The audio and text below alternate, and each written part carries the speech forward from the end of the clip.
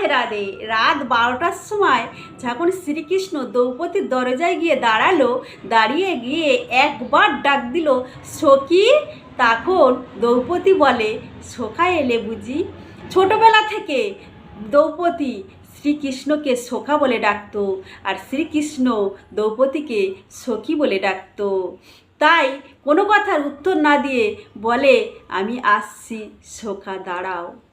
তখন ঘরে স্বামী আছে, কিন্তু রাত 12টার সময় পরপুরুষের সাথে বেরিয়ে যাচ্ছে।